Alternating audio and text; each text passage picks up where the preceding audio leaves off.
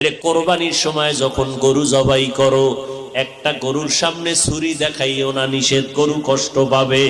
এক গরুর সামনে আর একটা গরুরে জবাই করবা না, গরু কষ্ট পাবে।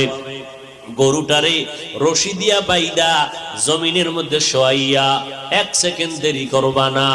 কিন্তু আমাদের সমাজের মানুষেরা কোরবানির সময় গরুটারে হাতে পায়ে বান্ধিয়া মাটির মধ্যে শোয়াইয়া এরপরে বিশাল চিঠি পড়ে, অমুকের মাইয়া, অমুকের ভোলা, এইরকম 7 নাম 13 বাড়ির নাম নিয়া গোষ্ঠী শুদ্ধা নাম পড়ে।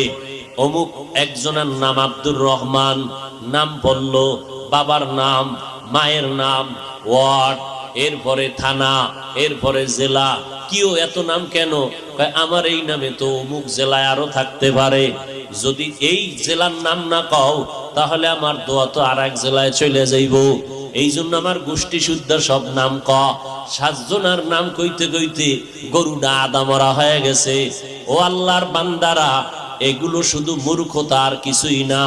তুমি কোরবানি দিতেছো আমার আল্লাহর জন্য, কার নামে দাও কেউ জানার দরকার নাই, আমার আল্লাহ জানলেই তো যথেষ্ট। আল্লাহর জন্যই যদি দিয়া থাকো, ইমাম সাহেবের ডাইকে আবার গরুডারে কষ্ট দিয়ে কেন চিঠি পড়াও? এর একমাত্র কারণ এই মানুষটা বড় মূর্খ।